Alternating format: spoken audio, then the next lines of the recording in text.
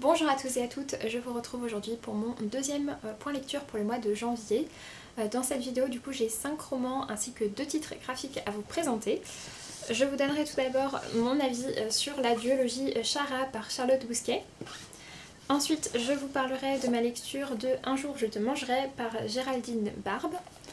Après ce sera au tour de Le train des enfants par Viola Ardon. Et je terminerai côté roman avec Les jardins d'hiver par Michel Moati. Côté graphique, je vous parlerai de ma lecture de Esprit et créatures du Japon par Lafcadio Aern et illustré par Benjamin Lacombe. Et je vous parlerai également de ma lecture de Ne m'oublie pas par Alix Garin.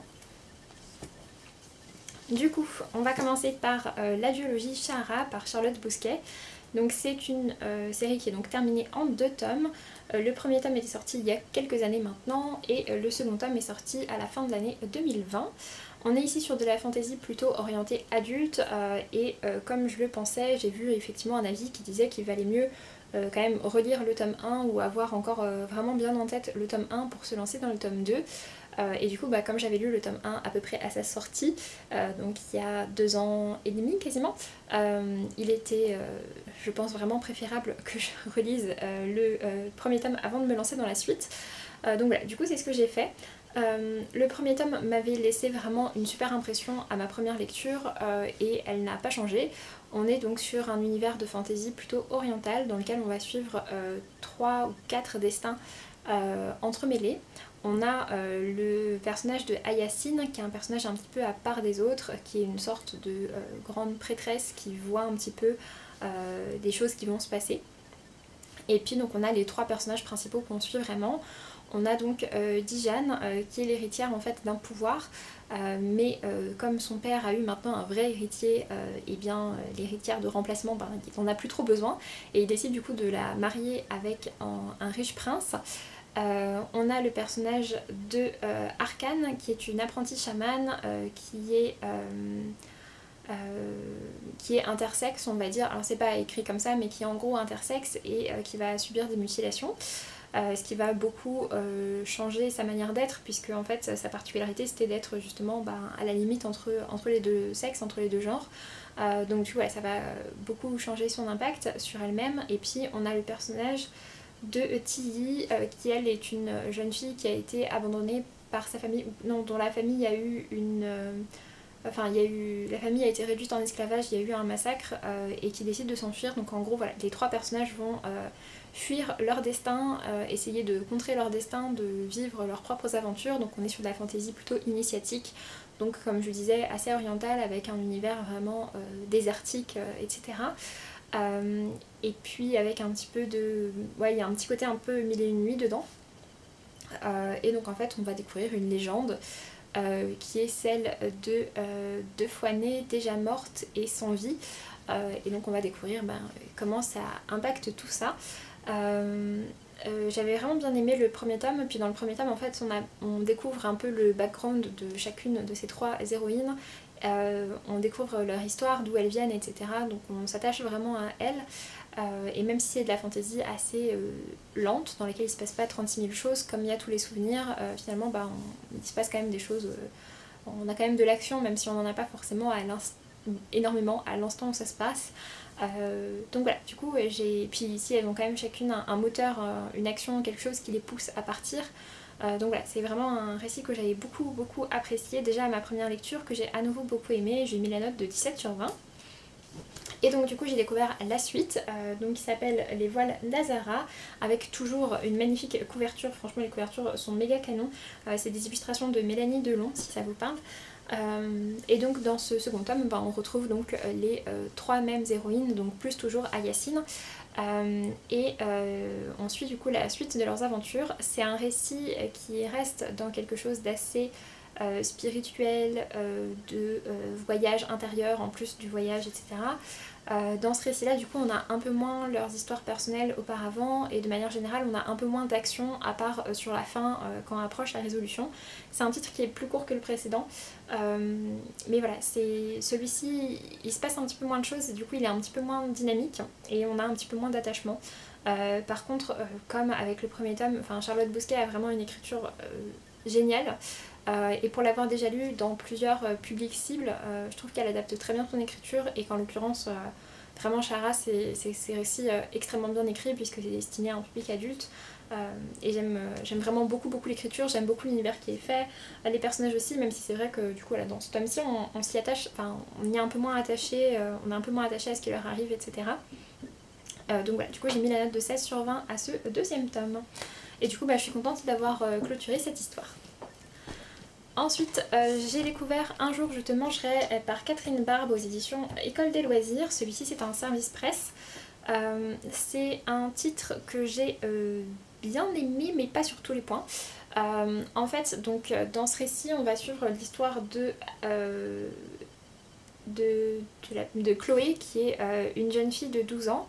Et Chloé c'est la petite sœur d'Alexia et en fait Alexia se déteste, Alexia se trouve hyper moche, elle se trouve grosse, etc.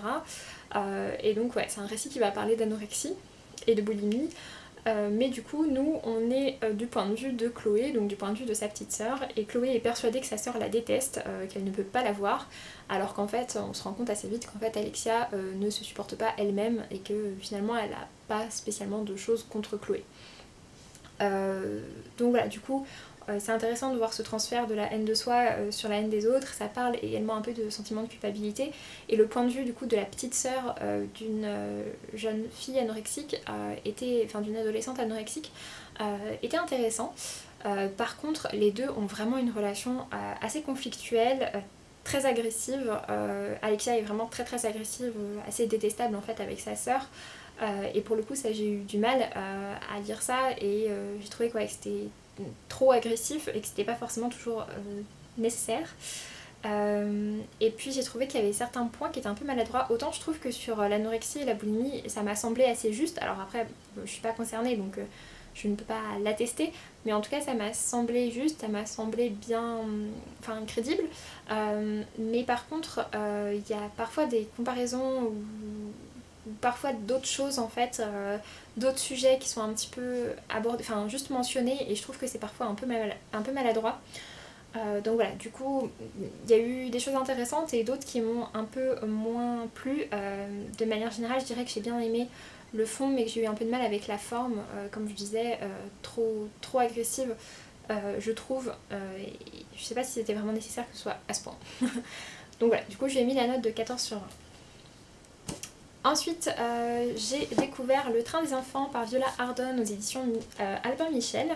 Celui-ci aussi c'est un service presse, c'est un récit qui parle d'un fait réel, enfin ouais, le point de départ est un fait réel, après toute l'histoire, les personnages etc. sont inventés, qui est qu'en fait au lendemain de la Seconde Guerre mondiale, donc en 1946, le Parti communiste italien décide de mettre en place un programme qui est en fait d'envoyer les enfants des familles pauvres du sud de l'Italie pour quelques mois au nord de l'Italie, dans des familles plus aisées qui ont du coup les moyens de s'en occuper. Et puis pour soulager donc les familles du sud et puis pour faire une sorte de parrainage si on veut, et continuer d'aider ses enfants etc.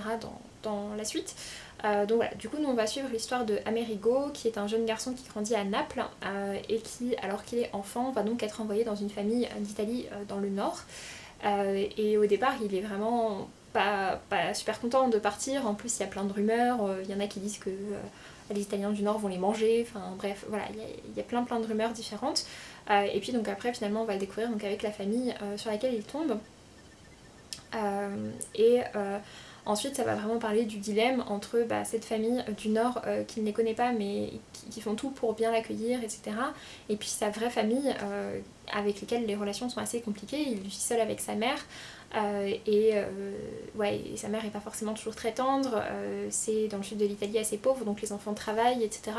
Alors que dans le nord de l'Italie ils vont à l'école, donc bon voilà, c'est vraiment des modes de vie qui sont complètement opposés et donc on a cet enfant qui est un petit peu déchiré entre ces deux choses. Alors dans ce récit du coup c'est un récit qui est en plusieurs temps, en plusieurs étapes, à différentes époques, du coup c'est un petit peu rapide parfois sur certains points. Mais par contre ce que j'ai bien aimé c'est que du coup on a également le regard d'adulte d'Amerigo plusieurs années plus tard quand il repense à tout ça, quand il revient du coup sur les choix qu'il a fait, etc. Et ça j'ai trouvé ça intéressant.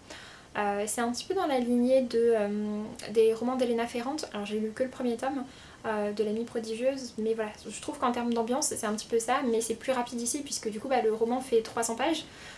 Chez Albin Michel c'est en plus assez gros, assez large comme typographie. Mais voilà, donc il fait 300 pages, mais la partie vraiment dans le sud de l'Italie quand il est enfant est assez courte, puisqu'ensuite il y a le reste. Donc voilà, c'est un récit que j'ai bien aimé, même si du coup c'était peut-être un petit peu rapide sur certains points. Et il aurait peut-être fallu que ça dure un petit peu plus longtemps parfois pour encore plus s'attacher et s'imprégner de cette histoire. Mais j'ai trouvé ça intéressant. Du coup je lui ai mis la note de 15/20. Et du coup pour terminer côté roman, un autre service presse, il s'agit des Jardins d'hiver par Michel Moatti aux éditions Hervé Chopin. Ce roman-ci c'est un thriller avec un aspect historique puisque l'histoire commence à Buenos Aires en 1979 et on va suivre l'histoire d'un jeune homme en fait qui est envoyé en poste dans une institution française à Buenos Aires et qui va en fait croiser la route de George Newman. Alors George Newman n'existe pas. C'est un personnage fictif inventé pour le récit, mais en gros on dit dans le récit que George Newman c'est un professeur qui a connu un énorme succès en librairie avec un roman qu'il a sorti.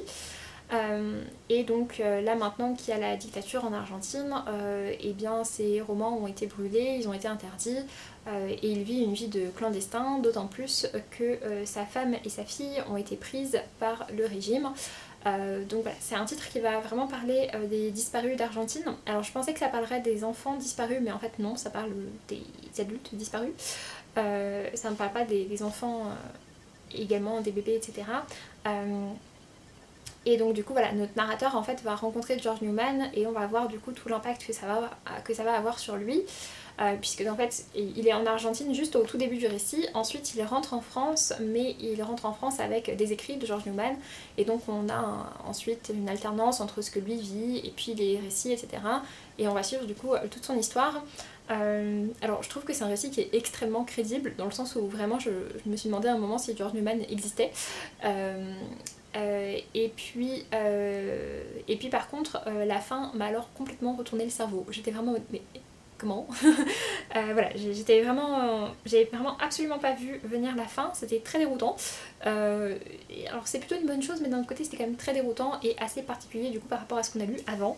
Mais voilà, après par contre le côté historique qui moi m'intéressait par rapport à la dictature argentine est vraiment très intéressant et c'était pour ma part ce qui m'intéressait le plus dans ce récit, ce qui me motivait le plus à vouloir le découvrir, donc voilà, je suis très contente de ce côté là.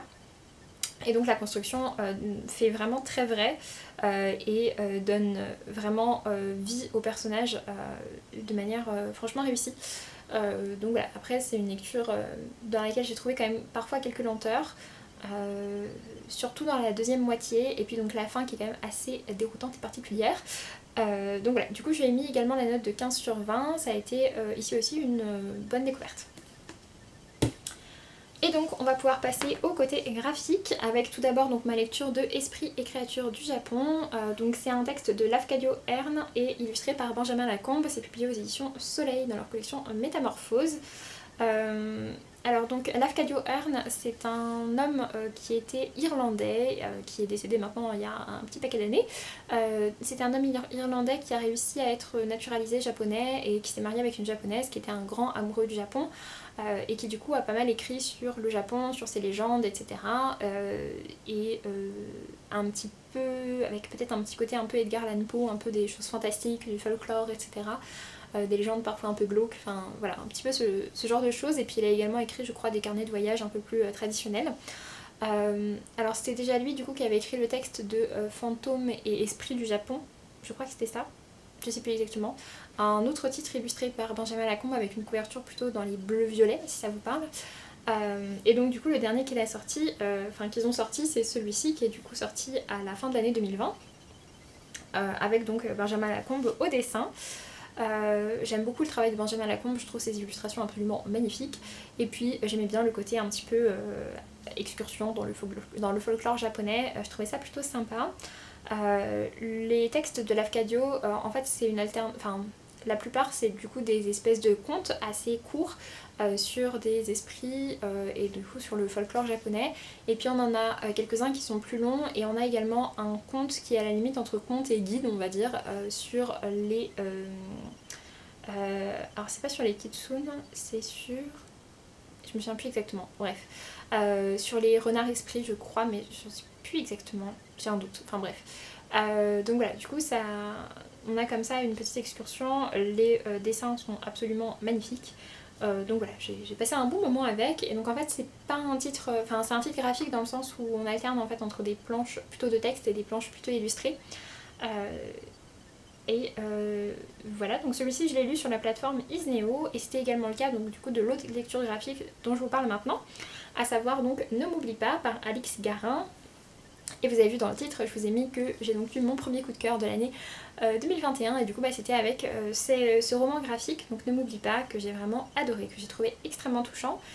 C'est un roman graphique assez long, il fait à peu près 200 pages, 230 pages, je me souviens plus exactement, à peu près dans ces eaux-là. C'est une histoire magnifique dans laquelle on suit du coup l'histoire de Clémence qui est la narratrice. Et en fait donc on nous explique que Clémence a grandi avec sa grand-mère qui s'est beaucoup occupée d'elle parce que ses parents avaient une vie très chargée. Enfin je crois qu'à la fois elle était juste avec sa mère et que sa mère était médecin donc elle était tout le temps à l'hôpital etc. et passait pas beaucoup de temps avec sa fille. Donc voilà, Clémence a vraiment grandi avec sa grand-mère, sauf que sa grand-mère est assez âgée maintenant et qu'elle a la maladie d'Alzheimer, donc elle oublie tout, surtout tous les éléments récents et notamment en fait sa grand-mère a toujours l'impression d'être une jeune femme de 20 ans qui doit absolument rentrer chez ses parents parce que sinon elle va se faire gronder. Et puis donc du coup sa grand-mère est en EHPAD et Clémence se sent vraiment démunie en fait face à cette situation. Elle n'arrive pas à savoir comment l'aider et du coup elle décide un petit peu sur un coup de tête de partir avec sa grand-mère et de l'emmener justement dans cette maison dans laquelle elle dit toujours qu'elle doit retourner, qui est une maison dans le nord de la France, en sachant qu'au départ elles sont en Belgique. Donc voilà, du coup elles prennent la vieille voiture de Clémence pour faire toute une escapade ensemble. Et du coup bah, ça va être l'occasion beaucoup de parler de souvenirs, de parler d'attachement, de relations, etc. Et puis ça parle aussi bah, oui, du lien très fort qu'elles ont parce que c'est vraiment sa grand-mère qui l'a élevée, du sentiment d'impuissance qu'elle a maintenant face à elle, du fait d'être démunie face à certaines situations. Et ce que j'ai beaucoup aimé c'est que c'est un titre qui est très tendre, les dessins sont vraiment très jolis, beaucoup dans cette colorimétrie très douce, mais en même temps ça ne cache pas des choses, on voit bah, le corps de la grand-mère tel qu'il est maintenant, on voit les problèmes par rapport à sa mémoire, etc. Donc voilà, ça ne rend pas rose les choses, mais ça en parle de manière vraiment très touchante. Voilà. En tout cas c'est un titre qui pour ma part m'a vraiment touchée, qui m'a fait verser mes petites larmes, donc voilà. Et donc du coup oui, je lui ai mis la note de 19 sur 20 puisque du coup voilà, ça a été un petit coup de cœur pour ce récit. Je pense que je me le procurerai en papier, alors je vais peut-être pas forcément l'acheter en grand format puisqu'il coûte un peu plus d'une vingtaine d'euros, mais enfin dans le sens en grand format, peut-être pas forcément l'acheter neuf, mais si je tombe dessus en occasion ou si j'ai l'occasion, je sais pas, avec des bons d'achat ou quoi, je pense que je me le procurerai parce que c'est vraiment un titre que j'ai trouvé très joli. Donc voilà, sur ce j'en ai donc fini avec ce point lecture, j'espère que ça vous aura plu, n'hésitez pas à me dire si je vous ai donné envie de découvrir certains de ces titres, s'il y en a certains peut-être que vous avez déjà lu, en sachant donc qu'il y en a deux qui sont sortis, enfin trois pardon, qui sont sortis au mois de janvier, puisque donc Ne m'oublie pas, Le train des enfants et Un jour je te mangerai sont tous les trois sortis plutôt au début du mois.